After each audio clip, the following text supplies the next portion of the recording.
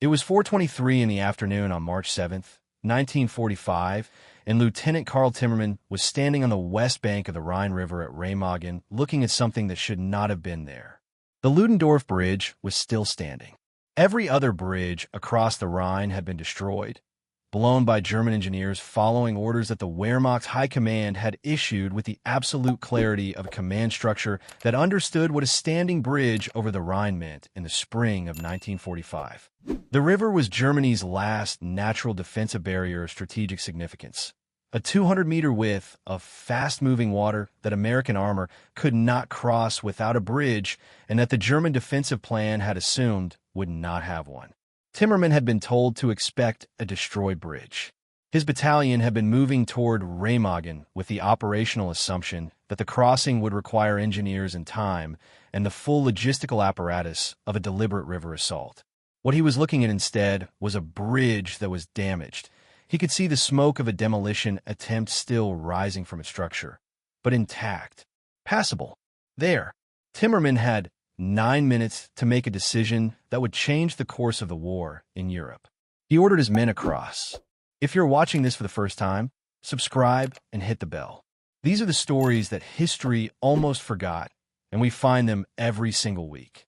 The decision that Karl Timmermann made at 4:23 on the afternoon of March 7th, 1945, was not the decision of a man following a plan. There was no plan for a standing bridge at Remagen. The operational orders that had governed the 9th Armored Division's advance to the Rhine had been written around the assumption that the bridge would be destroyed before American forces could reach it. Written, in other words, around the assumption that the German engineers responsible for its demolition would do what German engineers in similar positions had done at every other crossing point along the Rhine's length. The standing bridge was not an anticipated contingency. It was an accident of history, produced by the intersection of a failed demolition charge, a command structure experiencing the specific dysfunction of a military establishment in the final stages of strategic collapse, in the presence of an American lieutenant who recognized what the accident meant and acted on that recognition before the German engineers could correct their failure.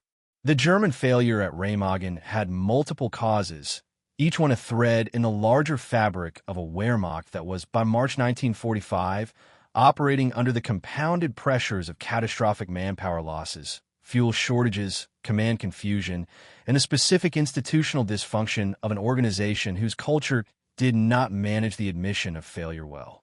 The demolition charges that had been placed on the Ludendorff Bridge had not been the charges that the original demolition plan had specified.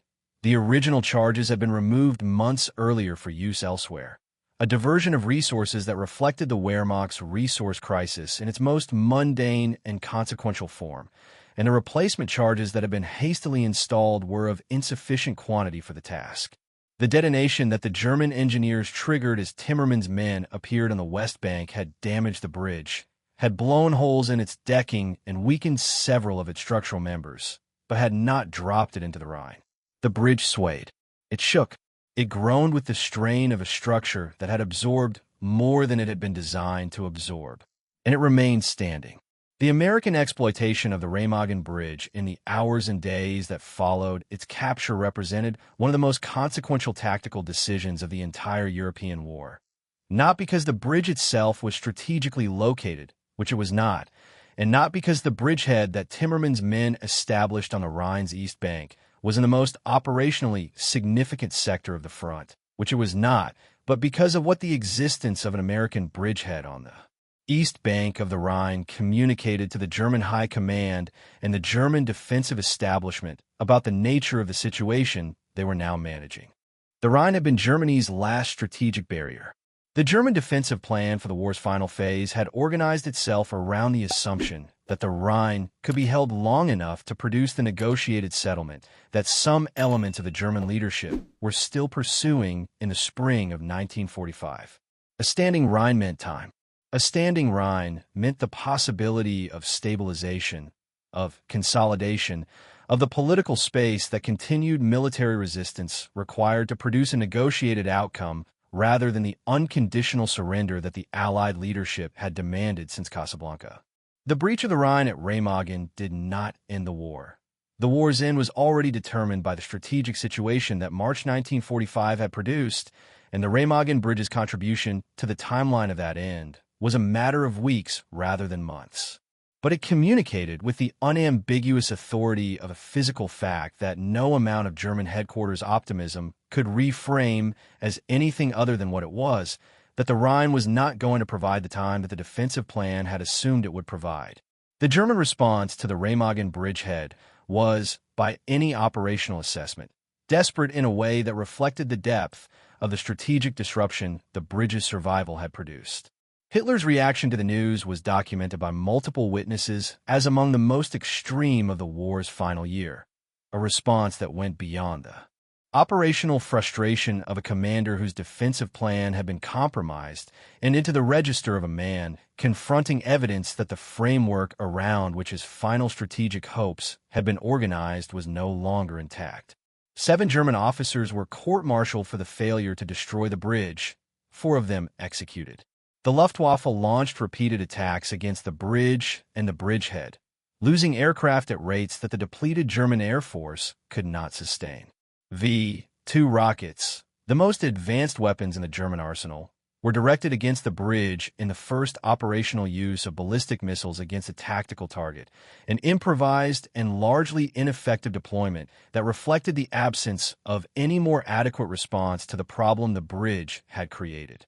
The American engineers who arrived at Remagen in the hours after Timmermann's men crossed understood immediately that the Ludendorff Bridge, damaged and structurally compromised, would not bear the weight of the sustained traffic that exploiting the bridgehead required.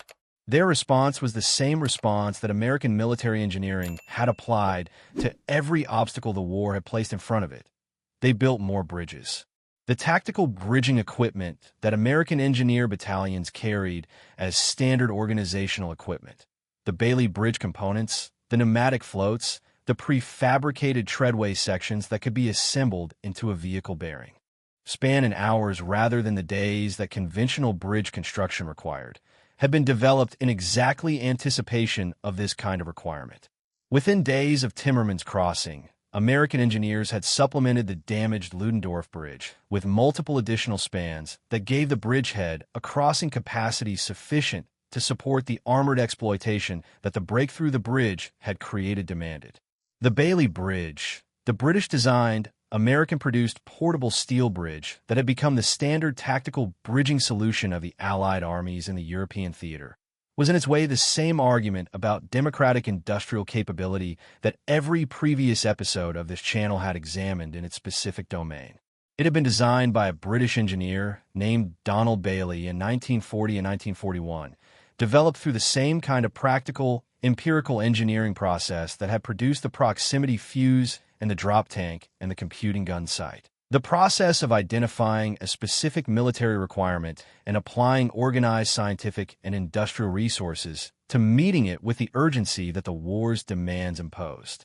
The bridge's genius was its modularity, its construction from standardized panels and components that could be carried by ordinary trucks, assembled without specialized equipment by trained engineer soldiers, and configured into spans of varying length and load capacity as the tactical situation required.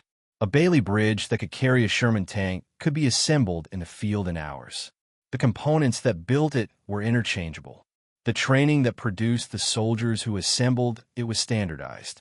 And the American factories that produced those components were, by 1945, doing so in quantities that equipped every engineer battalion in the theater with the bridging capacity to cross whatever water obstacle the advance encountered.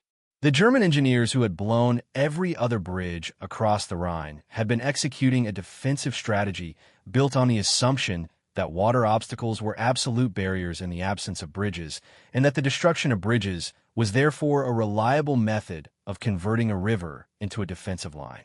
The assumption was correct as far as it went. Water is a genuine obstacle to armored movement, and the Rhine's width and current made it a more significant obstacle than most. What the assumption did not fully account for was the American military's bridging capability, the organizational and material depth of an engineer establishment that had treated river crossing as a standard operational requirement rather than an exceptional challenge. that had equipped itself with the tools to address that requirement at a scale and a speed that the German defensive plan had not incorporated into its calculations. Because the military culture he was part of, the culture that had trained him, equipped him, and placed him at that riverbank at that moment, had organized itself around the principle that the man on the ground with eyes on the objective was the man best positioned to make the decision that the objective required. The German High Command executed 4 officers for the failure that produced Timmermann's opportunity. The American High Command gave Timmermann the Distinguished Service Cross for the decision he made when the opportunity appeared. The difference between these two institutional responses to the same event was not merely a difference in military culture. It was a difference in the relationship between authority and individual judgment that the two civilizations had organized themselves around, a difference that expressed itself at Remagen in the 9 minutes between a lieutenant's recognition of an opportunity and his decision to act on it. And that expressed itself in the weeks that followed in the bridges that American engineers built and the armor that crossed them and the defensive barrier that had been the Wehrmacht's last strategic hope. Dissolving into the spring mud of the Rhine's east bank, freedom crosses its obstacles. It finds the standing bridge and sends its men across before the engineers can correct their failure. It builds the additional spans in hours rather than days because it has the components and the training and the organizational depth to do what the obstacle requires rather than what the manual specifies. And it gives the Distinguished Service Cross to the lieutenant who made the 9-minute decision. Because a civilization that trusts its individuals to recognize and act on the opportunities that the situation provides is a civilization that understands where decisive action actually comes from. Not from the headquarters that writes the orders, but from a man at the riverbank with 9 minutes and a standing bridge and the judgment to know what both of them mean. If this story stayed with you, leave a like, share it with someone who loves history, and subscribe if you have not already. Karl Timmermann and the men who crossed that bridge deserve to be remembered with the precision their decision earned. We will keep finding these stories,